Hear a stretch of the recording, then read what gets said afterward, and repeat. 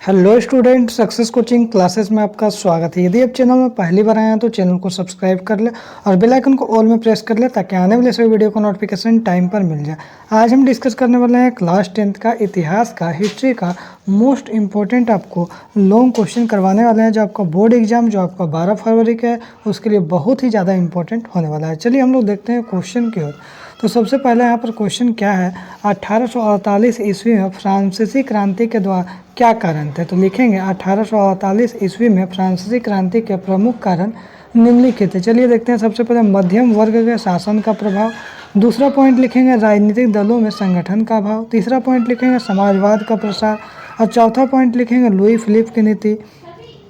उसके बाद हम लोग लिखेंगे इस क्रांति का सबसे प्रमुख कारण हुई लुई फिलिप की नीति और जनता में उसके प्रति असंतोष था। वह जनता की तत्कालीन समस्याओं को सुलझाने में असमर्थ था। जो जनता का समस्या था वो सुलझाने में असमर्थ रहता था।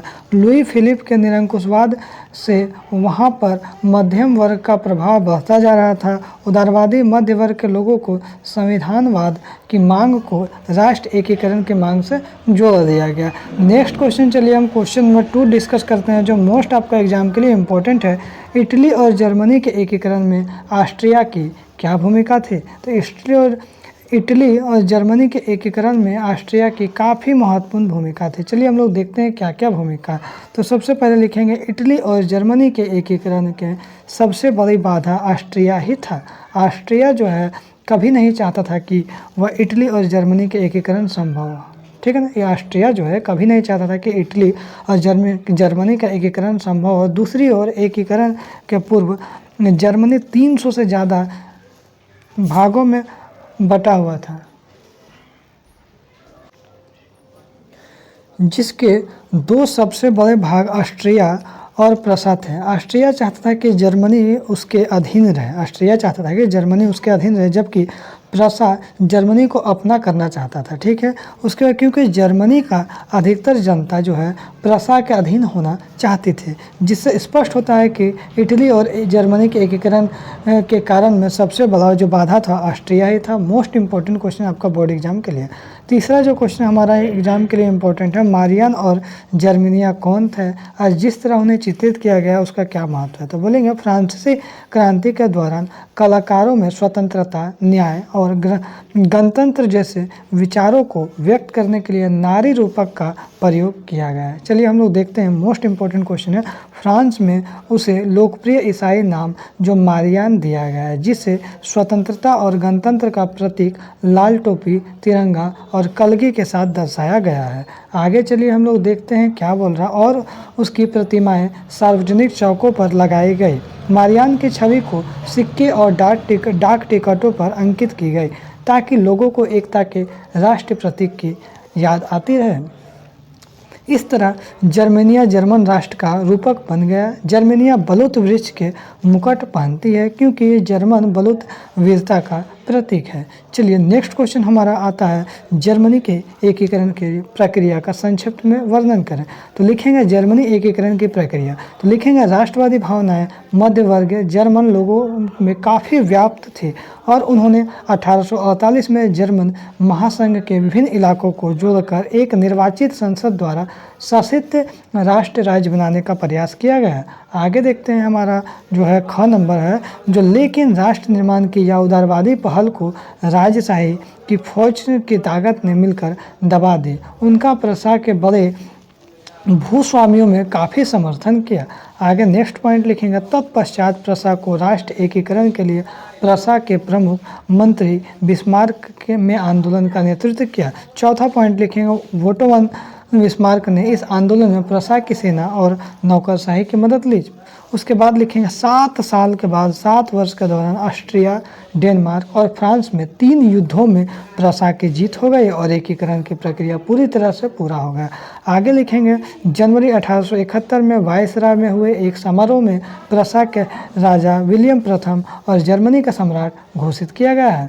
नेक्स्ट क्वेश्चन चलिए हम लोग देखते हैं, इटली के एकीकरण में संक्षिप्त वर्णन करें। या तो हमारा क्वेश्चन ये भी आ सकता है एग्जाम में, जो इटली के एकीकरण के शासक विक्टर एमेनुअल, मंत्री प्रमुख काबूर गैरिबल्डी का प्रमुख भूमिका क्या था? दोनों में से कोई भी यदि क्वेश्चन आ जाए तो आपका उत्तर यही लिखना है। इटली एकीकरण में विक्टर एमेनुएल द्वितीय वित्त मंत्री प्रमुख काबूर और गैरिबाल्डी की भूमिका बहुत ही महत्वपूर्ण थी, क्योंकि इन्हीं के प्रयासों से इटली का एकीकरण संभव हो पाया।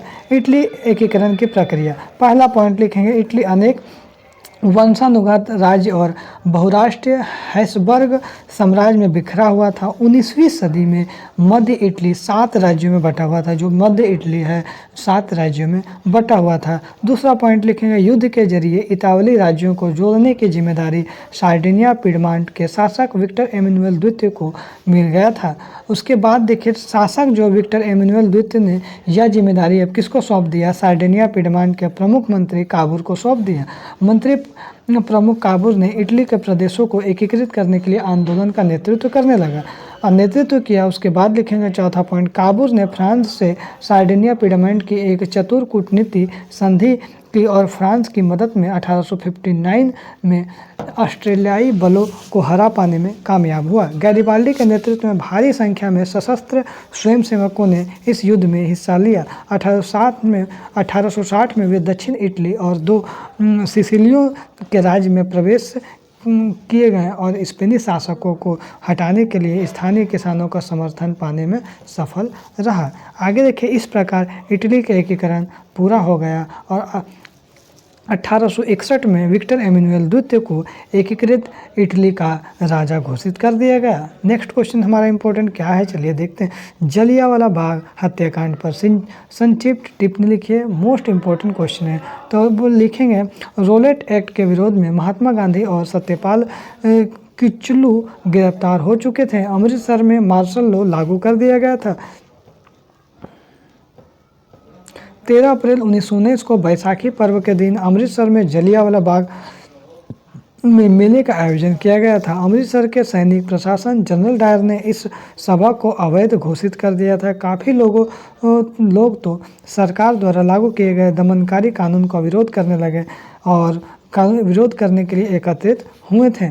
आगे लिखेंगे, तब जनरल डायर ने बाग के चारों ओर से घेर कर सैनिकों को गोलियां चलाने का आदेश दे दिया। इसमें सैकड़ों लोगों की मौत भी हो गई है।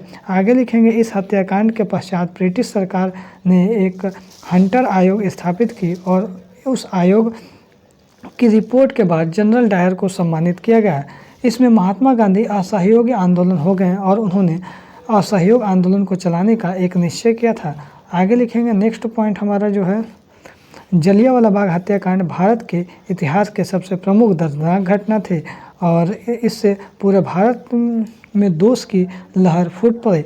आगे यदि देखते हैं, यदि हमारा क्वेश्चन बोल रहा है पूना पैक्ट पर संक्षिप्त टिप्पणी लिखिए, जो हमारा मोस्ट इम्पोर्टेंट क्वेश्चन एग्जाम के लिए है। तो चलिए हम लोग देखते हैं पूना पैक्ट। डॉक्टर अंबेडकर ने 1930 ईस्वी में दलित वर्ग एसोसिएशन की स्थापना की। उनका मानना था कि दलित वर्ग को जो समस्या का समाधान तथा उनकी सामाजिक व अपंगता का निवारण केवल राजनीति सशक्तिकरण के द्वारा ही किया जा सकता है। अतः उन्होंने दलितों के लिए पृथक निर्वाचन क्षेत्र में का जोर शोर से समर्थन भी किया है। आगे यदि हम लोग देखते हैं, इस विषय पर गांधी जी ने उनका गंभीर विवाद किया।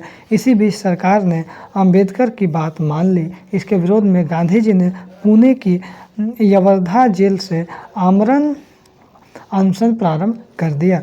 उसके बाद नेक्स्ट लिखेंगे, अन्य राष्ट्रवादी नेताओं की मध्यस्थता से गांधी जी और अंबेडकर के बीच सितंबर 1932 में एक समझौता हुआ, जिसे हम लोग नाम दिए पूना पैक्ट के नाम से जाना जाता है। इस समझौते के अनुसार दलित वर्ग को प्रांतीय एवं केंद्रीय विद्यार्थी परिषदों में आरक्षित सीटें मिल गई, परंतु निर्वाचन सामान्य प्रणाली के आधार पर किया जाएगा।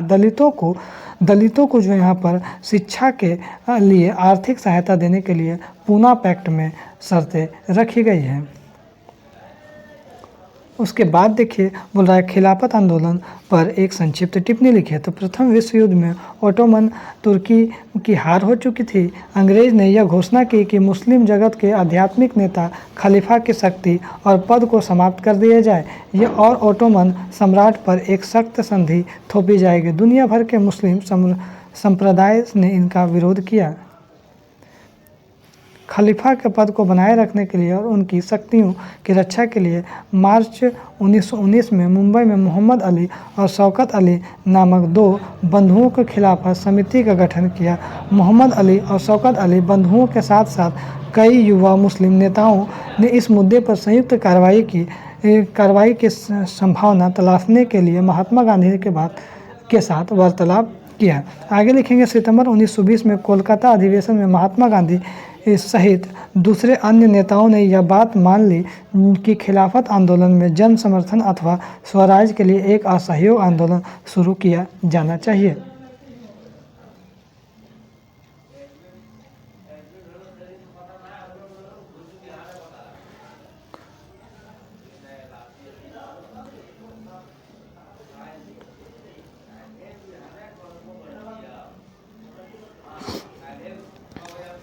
तो इतना मोस्ट क्वेश्चन आपको बता दिए। तो यदि आपको वीडियो अच्छा लगे तो लाइक करिएगा, शेयर करिएगा। अगर चैनल में नए हैं तो चैनल को सब्सक्राइब जरूर करिएगा। फिर मिलते हैं नेक्स्ट वीडियो में। Thank you so much.